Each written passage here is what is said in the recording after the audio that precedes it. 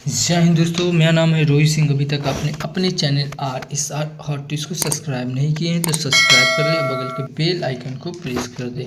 आज की वीडियो में हम लोग देखेंगे ज्ञान बिंदु GS एकेडमी, जिनके डायरेक्टर है रोशन आनंद सर, जिसमें बायोलॉजी पढ़ाया जा रहा है बिट्टू झा सर के द्वारा। जिसमें आज हम लोग देखेंगे चैप्टर नंबर 50 देखेंगे। इससे पहले चैप्टर नंबर 1 से लेकर 40 तक के जितने भी ऑब्जेक्टिव है सब पे वीडियो अपलोड है। आप नहीं देखें तो आप हमारे वीडियो के प्लेलिस्ट में जाइए और वहाँ सब बारीकी से देख सकते हैं।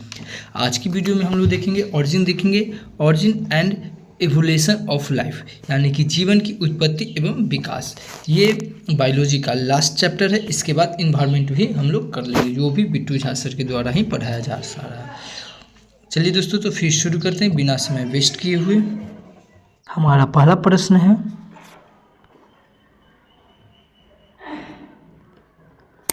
जैव विकास को सर्वप्रथम किसने समझाया था? तो ये समझाया था जीन बैप्टिस्ट लेमार्क ने, यानी कि इस क्वेश्चन का ऑप्शन नंबर डी हो जाएगा। इस क्वेश्चन का ऑप्शन नंबर डी हो जाएगा।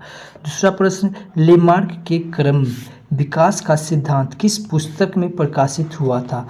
तो ये हुआ था फिलोसफिक जूलॉनिक, ये 1809 में हुआ था। तो इस क्वेश्चन का ऑप्शन नंबर सी हो जाएगा। ये 1809 में हुआ था।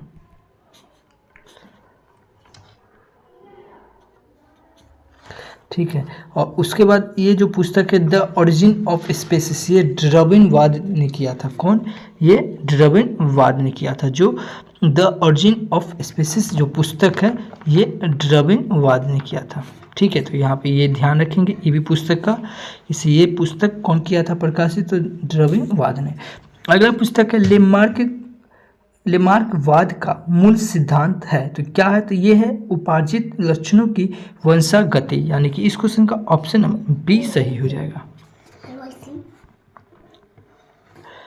अगला देखेंगे, निम्नलिखित में कौन सा कथन लेमार्कवाद से संबंधित नहीं है? तो ये जीवन के अंदर की शक्ति शरीर के विभिन्न अंगों की वृद्धि करती है, ये तो है। उसके बाद परिवर्तित वातावरण का जंतुओं पर अप्रत्यक्ष प्रभाव पड़ता है और इससे नई आवश्यकता उत्पन्न होती है। जी बिल्कुल, ये भी है। ये बोला है कौन संबंधित नहीं है। अगला देखेंगे, भोजन तथा आवास समिति होने के कारण जंतुओं से आपस में अस्तित्व के लिए संघर्ष होगा।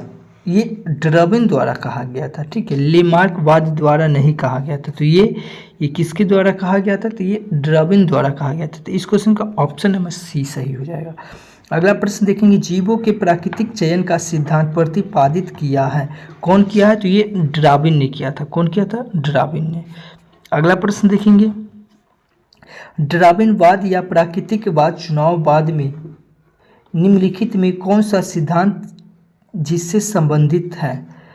तो किससे संबंधित है? तो देखेंगे, पहला देखेंगे विभिन्नता की सर्वव्यापकता, ये तो है। दूसरा का उपयोग अनुपयोग, ये लेमार्क द्वारा किया गया था। उपयोग अनुपयोग ये लेमार्क द्वारा किया गया है। उसके बाद तीसरा का अस्तित्व के लिए संघर्ष, ये भी किया गया है।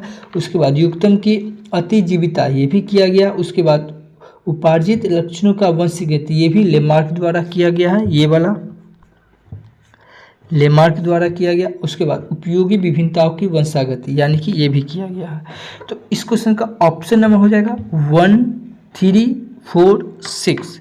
1, 3, 4, 6, यानी कि इस क्वेश्चन का ऑप्शन नंबर सी हो जाएगा सही। ठीक है, इसमें देखिए ये कह क्या रहा था, इसको फिर से समझिए। इसमें कह रहा था क्या कि ये डार्विनवाद, ठीक है, डार्विनवाद द्वारा जो लिखा हुआ, ये किसके द्वारा क्या क्या कहा गया था? डार्विनवाद। तो डार्विनवाद द्वारा क्या कहा गया था? किस विभिन्नता की सर्वव्यापकता, ये कहा गया था। ये किसके द्वारा कहा गया था? तो ये कहा गया था लेमार्क द्वारा। ठीक है, उसके बाद ये अस्तित्व के लिए संघर्ष, ये भी डार्विनवाद के द्वारा कहा गया था। और युक्ता के अतिजीविता, ये भी डार्विनवाद के द्वारा कहा गया था। लेकिन जो उपार्जित लक्षणों के वंशागत है, ये लेमार्क द्वारा कहा गया था। ठीक है, तो सब होगा, इसमें से 2 गो नहीं होगा, एक 2 नंबर और एक ये 5 नंबर नहीं होगा। तो इसका आंसर हो जाएगा 1, 3, 4, 6। ठीक है, अगला प्रश्न देखेंगे, निम्नलिखित में कौन एक डार्विन के प्राकृतिक का चयन सिद्धांत नहीं है। तो ये युक्तम की, ये ऊपर वाला ही क्वेश्चन ध्यान से देखेंगे तो ये ऊपर वाला ही मिलता है। युक्तम की उत्तरजीविता ये डार्विन के द्वारा कहा गया था। ये अस्तित्व के लिए संघर्ष ये भी डार्विन के द्वारा कहा गया था। लेकिन अंगों का उपयोग अनुपयोग ये लेमार्क के द्वारा कहा गया था। अभी ये थोड़ा देर पहले ही आपको पीछे बताया है। तो इस क्वेश्चन का कौन सिद्धांत नहीं है, तो ये सी नंबर, ये लेमार्क के द्वारा कहा गया है। ठीक है, अगला प्रश्न देखेंगे, जीवों में आपस में संघर्ष होने के क्या कारण हैं। तो जीवों में ये संघर्ष होने का जो कारण है, ये प्रजनन की दर तेज होना, ये भी है। उसके बाद भोजन की उपलब्धता सीमित होना, ये भी है। उसके बाद आवास के लिए जगह पर सीमित होना, ये भी है। यानी कि इस क्वेश्चन का ऑप्शन नंबर डी सही हो जाएगा, इनमें से सभी। अगला प्रश्न देखेंगे, उत्परिवर्तन के सिद्धांत के वास्तविक जन्मदाता कौन है। तो उत्परिवर्तन के सिद्धांत के वास्तविक जन्मदाता है ये डी ब्रीज है। कौन है? De Vries. यानी कि इस क्वेश्चन का ऑप्शन नंबर डी सही हो जाएगा। अगला प्रश्न देखेंगे, अगला प्रश्न, प्राकृतिक चयन सिद्धांत को स्थापित करने में किस वैज्ञानिक ने अपना योगदान दिया है। तो इसमें दिया है अल्फ्रेड रसेल वेलेस ने भी दिया है, चार्ल्स रॉबर्ट डार्विन में दिया और स्पेंसर भी दिया। यानी कि इस क्वेश्चन का ऑप्शन नंबर डी सही हो जाएगा, इनमें से सभी। अगला प्रश्न है, समरूप अंग होते हैं। समरूप अंग जो होते हैं ये कार्य में समान होते हैं। क्या चीज में? कार्य में समान।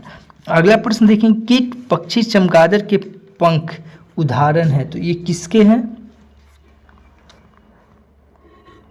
तो ये है समरूप अंग के। किसके हैं? समरूप अंग के। अगला प्रश्न है, मेढक, घोड़े और मानव के अग्रपाद या पश्चपाद किस प्रकार के अंग है। तो ये समजात अंग का है। किसके? समजात अंग का। अगला देखेंगे, समजात अंग होते हैं। तो समजात अंग जो होते हैं ये रचना में समान होते हैं। क्या चीज में? रचना में। अगला प्रश्न है, लेमार्क के प्रसिद्ध पुस्तक जो आपको पीछे बताए थे, ठीक है, ये 1809 में प्रकाशित किया गया। अगला देखेंगे, निम्नलिखित में कौन सा सिद्धांत उद्द विकास की व्याख्या के लिए डार्विन द्वारा प्रतिपादित नहीं किया गया है। तो ये डार्विन द्वारा ये जो नहीं किया गया है, ये किया गया है अचानक एवं विच्छिन्न रूप से जीवन की उत्पत्ति। यानी कि इस क्वेश्चन का ऑप्शन नंबर सी सही हो जाएगा। अगला प्रश्न देखेंगे, नेचुरल सिलेक्शन द्वारा ओरिजिन ऑफ लाइफ पुस्तक किसने लिखा। तो ये चार्ल्स डार्विन ने लिखा है। कौन लिखा है? Charles Darwin. यानी कि नेचुरल सिलेक्शन द्वारा ओरिजिन ऑफ लाइफ पुस्तक कौन लिखा है? तो ये चार्ल्स डार्विन ने लिखा है। ये भी आपको पीछे हम बताएं। उसके बाद द ओरिजिन ऑफ लाइफ पुस्तक के लेखक कौन है? तो ये ओपेरिन है। कौन है? ओपेरिन। यानी कि इस क्वेश्चन का ऑप्शन नंबर डी सही हो जाएगा। अगला प्रश्न देखेंगे, विकास की दिशा इवोल्यूशन मुख्यतः किसके द्वारा निश्चित होता है। तो ये विभिन्नता के द्वारा भी होता है, प्राकृतिक चयन के द्वारा भी होता है, अनुकूलन के द्वारा भी होता है। यानी कि इनमें से सभी। इस क्वेश्चन का ऑप्शन नंबर डी सही हो जाएगा, इनमें से सभी। अगला प्रश्न देखेंगे, भोजन एवं आवास के लिए जंतुओं में आपस में किस प्रकार का संघर्ष होता है। तो ये अंतरजातीय द्वारा भी होता है, अंतरजातीय भी होता है और परावर्णीय भी होता है। यानी कि इस क्वेश्चन का ऑप्शन नंबर डी सही हो जाएगा, इनमें से सभी। अगला प्रश्न देखेंगे, निम्नलिखित में कौन सा मनुष्य अपसेसी अंग है। कौन सा मनुष्य अपसेसी अंग है। तो ये हो जाएगा अंधात्र, परिसेसिका, उसके बाद बाह्यकर्ण की पेशिया और उसके बाद निकोटेटिंग। यानी कि इस क्वेश्चन का इनमें से सभी हो जाएगा। इस क्वेश्चन का थोड़ा देखिए, ये टंग ट्विस्टर शब्द है बायोलॉजी का। अगला प्रश्न देखेंगे, दाहिना फुसफुस निम्न में से किसमें अपसेसी अंग है। तो इसमें से दाहिना फुसफुस अंग है, ये सर्प में होता है। यानी कि सांप में। इस क्वेश्चन का ऑप्शन बी होगा सही। अगला प्रश्न देखेंगे, अगला प्रश्न, निम्न में से कौन सा मनुष्य में अपसेसी अंग नहीं है। तो अपसेसी अंग जो है ये सामने वाला चपटे दांत ये समान अवशेषीय अंग नहीं है। तो इस क्वेश्चन का ऑप्शन नंबर सी सही हो जाएगा।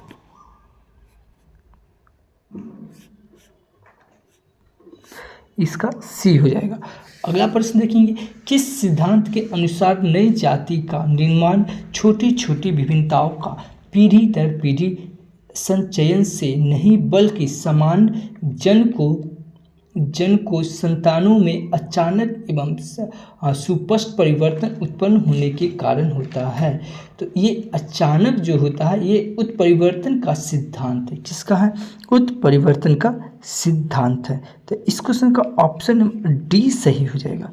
अगला प्रश्न देखेंगे, पक्षियों एवं कीटों के पंख हैं तो ये समजात अंग, इसको समरूप अंग भी कहते हैं। ठीक है, तो इस क्वेश्चन का ऑप्शन नंबर बी सही हो जाएगा। अगला प्रश्न देखेंगे, पेंगुइन के पैडरस तथा हेल्स के फिलिस्पर है तो ये समजात है। क्या है? समजात। इस क्वेश्चन का ऑप्शन नंबर ए हो जाएगा। आगे देखेंगे, ऐसे अंग जो विभिन्न कार्यों में उपयोग होने के कारण काफ़ी असमान हो सकते हैं लेकिन उनकी मूल संरचना एवं भ्रूणीय प्रक्रिया में समानता रहती है, क्या कहलाते हैं? तो वो समजात अंग कहलाते हैं। क्या कहलाते हैं? समजात अंग कहलाते हैं। तो इस क्वेश्चन का ऑप्शन नंबर बी सही हो जाएगा। अगला प्रश्न देखेंगे, पुनरावृत्ति का सिद्धांत किसने प्रतिपादित किया था? तो ये हिकले ने किया था। कौन किया था? हिकले। इस क्वेश्चन का सी हो जाएगा। अगला प्रश्न देखिए, जैव विकास के संदर्भ में सांपों में अंगों का लोप होने को स्पष्ट किया गया है तो ये अंगों के उपयोग तथा अनुपयोग किए जाने से। तो इस क्वेश्चन का ऑप्शन नंबर ए हो जाएगा सही। आगे देखेंगे, निम्नलिखित कथनों पर विचार कीजिए। क्या विचार करना है? इसमें से कौन सा सही है? कौन सा इनमें से सही है? तो पहला है, लेमार्क के अनुसार आधुनिक जिराफ की गर्दन की लंबाई बहुत अधिक होने के कारण यह है कि पिछले वंशजों में उसकी लंबाई बराबर ही बढ़ती गई। बिल्कुल, ये तो सही है। उसके बाद डार्विन के अनुसार अस्तित्व के संघर्ष के पश्चात केवल लंबी गर्दन वाले जिराफ ही कायम रह गए। बिल्कुल, ये भी सही है। तो इस क्वेश्चन का ऑप्शन नंबर सी सही हो जाएगा। एक तथा दो दोनों सही। अगला प्रश्न, अफ्रीका मानव का सबसे निकटतम संबंधित है तो ये गोरिल्ला है। क्या है? गोरिल्ला। इसका बी आंसर हो जाएगा। अगला प्रश्न देखेंगे, विकास का कच्चा माल किसे जाना जाता है? तो विकास का कच्चा माल ये विभिन्नताओं को माना जाता है। तो इस क्वेश्चन का ऑप्शन ए सही हो जाएगा। आगे देखिए, मनुष्य का सबसे पुराना पूर्वज कौन है? तो मनुष्य का सबसे पुराना पूर्वज है ये रामापिथेकस है। कौन है? रामापिथेकस। तो इस क्वेश्चन का ऑप्शन नंबर ए सही हो जाएगा। आगे देखेंगे, घोड़े का सबसे पुरातन पूर्वज कौन है? तो ये इयोहिपस है। कौन है? इयोहिपस। इसका ए आंसर हो जाएगा। आगे देखेंगे, प्राकृतिक योगदान तथा अनुकूल विभिन्नताओं वाले जीव को चुन लेती है तथा आरोग्य एवं प्रतिकूल विभिन्नताओं को जीवों को नष्ट कर देती है। यह कथन किसका है? तो ये कथन डार्विन का है। किसका है? डार्विन का। तो इसका बी आंसर हो जाएगा। अगला प्रश्न देखेंगे, अगला प्रश्न, लेमार्कवाद का खंडन करने वाले जर्मन वैज्ञानिक जिन्होंने चूहे की पूंछ पर प्रयोग किया था कौन थे? तो वे थे वाइसमान। कौन थे? वाइसमान। तो इसका ए आंसर हो जाएगा। अगला देखेंगे, आर्कियोपैटेरिक्स के संबंध में निम्नलिखित कौन कथन सत्य है? तो यह एक जीवाश्म है। ये भी सही है। उसके बाद इसमें जबड़े में दांत तथा उंगलियों में नख होते हैं। ये भी सही है। उसके बाद इसमें डैंग तथा या पंख विद्वान होते हैं। ये भी है। यानी कि इस क्वेश्चन का ऑप्शन नंबर डी सही हो जाएगा इनमें से सभी। अगला प्रश्न, एकिडना है तो एकिडना क्या है? तो ये योजक करे है। क्या है? योजक करे। इसका बी आंसर हो जाएगा। आगे देखेंगे, अगला है, निम्नलिखित में कौन एक फुसफुस मत्स्य है जो पश्चिम अफ्रीका में मिलता है? तो ये पोटो पोटोपैटरस है। क्या है? पोटोपैटरस, इसका सी आंसर हो जाएगा। आगे देखेंगे एक ही प्रजातियों के बीच आपस में प्रजनन क्या कहलाता है? तो ये अंतः प्रजनन कहलाता है। क्या कहलाता है? अंतः प्रजनन। आगे देखेंगे जाति उद्भवन की संभावना किसमें नहीं होती है? तो ये लैंगिक जनन द्वारा उत्पन्न जीवों में ये तो होता है। ये पूछ रहा है किसमें नहीं होता है? तो इसमें होता है। उसके बाद लैंगिक जनन द्वारा उत्पन्न जीवों में इसमें नहीं होता है। उसके बाद स्वपरागण द्वारा उत्पन्न जीवों में इसमें भी नहीं होता था। इस क्वेश्चन का ऑप्शन नंबर डी सही हो जाएगा, बी तथा सी दोनों में। अगला प्रश्न, ब्रह्मांड लगभग कितना पुराना है? तो ब्रह्मांड हमारा जो हम लोग का पुराना ये 20,000 करोड़ वर्ष पुराना है। 20,000 करोड़ वर्ष पुराना है। तो इसका ए आंसर हो जाएगा। आगे देखेंगे जीवन का प्रथम कुस्कीय जो पृथ्वी पर कब दिखाई दिया? तो ये दिखाई दिया, ये तो 2000 मिलियन वर्ष पूर्व था। तो इस क्वेश्चन का ऑप्शन नंबर डी सही हो जाएगा। जीवन का प्रथम कुस्कीय रूप पृथ्वी पर कब दिखाई दिया गया? तो ये 2000 मिलियन वर्ष। कब? 2000 मिलियन होगा। ठीक है, 2000 मिलियन वर्ष। अगला प्रश्न देखें, डीएनए अनुक्रम के तुलनात्मक अध्ययन द्वारा किसी जीव के पूर्वज की खोज क्या कहलाता है? तो ये आणविक जाति वृत्ति कहलाता है। क्या कहलाता है? आणविक जाति वृत्ति। यानी कि इस क्वेश्चन का ऑप्शन बी सही हो जाएगा। अगला प्रश्न देखें, पृथ्वी पर डायनासोर कब समाप्त हुआ था? तो डायनासोर जो समाप्त हुआ था ये 65 मिलियन वर्ष पहले ही समाप्त हो गया था। कब हुआ था? 65 वर्ष पूर्व पहले ही। उसके बाद देखेंगे होमो इरेक्टस की दिमागी क्षमता क्या है? तो 900 सीसी। कितना है? हेमो इरेक्टस की दिमागी क्षमता है 900 सीसी। यानी कि इस क्वेश्चन का ऑप्शन नंबर डी सही हो जाएगा। आगे देखेंगे नियंडरथल मानव का मासिक आयतन कितना है? तो ये 1400 सीसी। कितना है? 1400। यानी कि इस क्वेश्चन का ऑप्शन नंबर ए हो जाएगा। आगे देखेंगे क्रम विकास का सबसे महत्वपूर्ण प्रमाण क्या है? तो ये जीवाश्य है। क्या है? जीवाश्य। अगला देखेंगे डार्विन के प्राकृतिक चयन सिद्धांत की सबसे बड़ी कमी क्या थी? तो ये थी विभिन्नताओं के कारणों की व्याख्या न होना। यानी कि इस क्वेश्चन का ऑप्शन नंबर बी सही हो जाएगा। आगे देखेंगे इनमें कौन जीवाश्य की आयु की गणना की आधुनिक विधि नहीं है? तो ये समान गुण वाले अन्य जीवों की आयु द्वारा। यानी कि इस क्वेश्चन का ऑप्शन नंबर सी हो जाएगा सही। क्या हो जाएगा? सी सही हो जाएगा। समान गुण वाले अन्य जीवों की आयु द्वारा।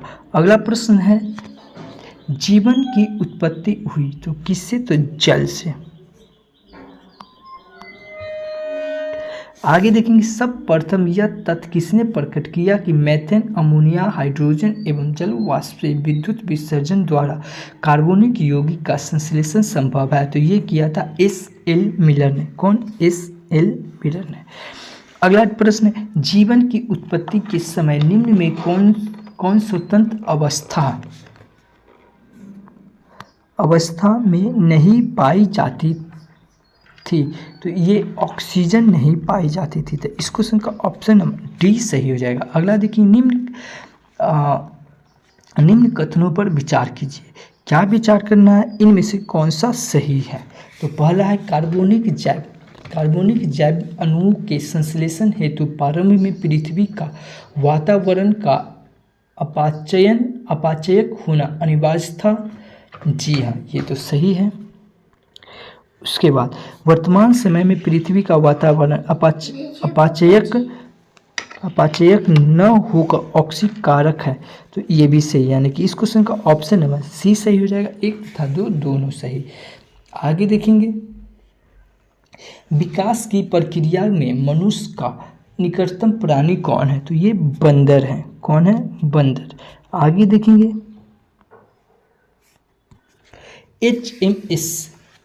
HMS बीगल जहाज से विश्व भ्रमण करने वाले प्रसिद्ध वैज्ञानिक कौन थे? तो ये डार्विन थे। कौन थे?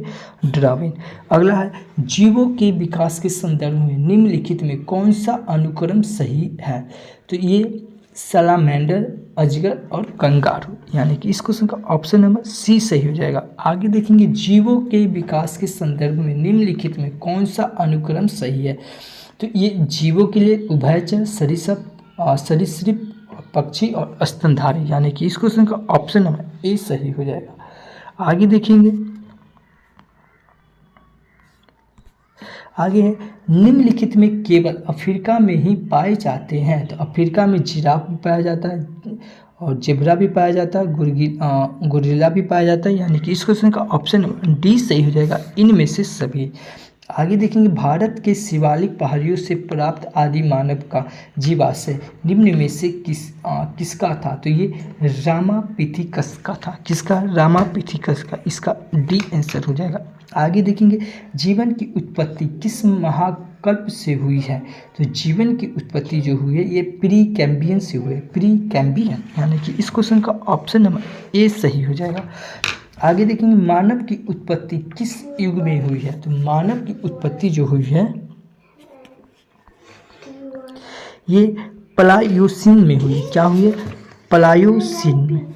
अगला प्रश्न है वर्तमान मानव का संभावित निकटतम सीधा प्रागैतिहासिक पूर्वज हो सकता है। तो ये क्रो-मैग्नन। कौन? क्रो-मैग्नन। तो इस क्वेश्चन का ऑप्शन नंबर ए सही हो जाएगा। आगे देखिए मानव का वह पूर्वज जो सबसे पहले 2 पैरों पर सीधा होकर खड़ा चला। तो ये जावा कपी मानव। क्या है? जावा कपी मानव। अगला प्रश्न है महाद्वीप जहां मानव से संबंधित जीवाश्य सबसे अधिक मिलते हैं अथवा सर्वप्रथम मानव की उत्पत्ति वाला महाद्वीप कौन है। तो ये अफ्रीका महाद्वीप है। तो इस क्वेश्चन का ऑप्शन बी सही हो जाएगा। आगे देखिए प्रागैतिहासिक मानव जिसने सबसे पहले संभवतः रहने के लिए झोपड़ियाँ बनाना तथा मुर्दों को धर्मिक क्रिया के साथ दफनाया प्रारंभ किया। तो ये निएंडरथल, यानी कि इस क्वेश्चन का ऑप्शन नंबर ए सही हो जाएगा। आगे देखेंगे नव डार्विनवाद के अनुसार कौन सा कारक जैव विकास के लिए जिम्मेदार था। तो ये उत्परिवर्तन एवं प्राकृतिक चयन, यानी कि इसका आंसर डी हो जाएगा। आगे देखेंगे ये विज्ञान की, ये है विज्ञान की किस शाखा में भूगर्भ विज्ञान और जंतु विज्ञान का समागम है। तो ये है आर्कियोलॉजी। क्या है? आर्कियोलॉजी। तो इस क्वेश्चन का ए आंसर हो जाएगा। इस सेशन का लास्ट प्रश्न है निम्नलिखित घटनाओं पर विचार कीजिए। विचार करना है इससे पहला सरीसृप की, पहला कीट की, कच्चे वाले जीव और पहला स्तनधारी। इसमें से उपयुक्त घटनाओं को पृथ्वी पर उनके उत्पन्न होने के लिए काल अनुक्रम अवस्थित कीजिए तथा नीचे दिए गए कूट में से सही उत्तर का चयन कीजिए। तो इसमें अगर देखा जाए तो पहले जो आया है ये पहले कीट आया है। 1 नंबर पे ये हो जाएगा कीट। ठीक है, उसके बाद कवच वाले जीव, तो ये 2 नंबर में हो जाएगा। ठीक है, उसके बाद सरीसृप, यानी कि ये 3रा नंबर में हो जाएगा और 4था नंबर में ये हो जाएगा। तो पहले 2, 3, 1, 4, यानी कि इस क्वेश्चन का ऑप्शन नंबर बी हो जाएगा।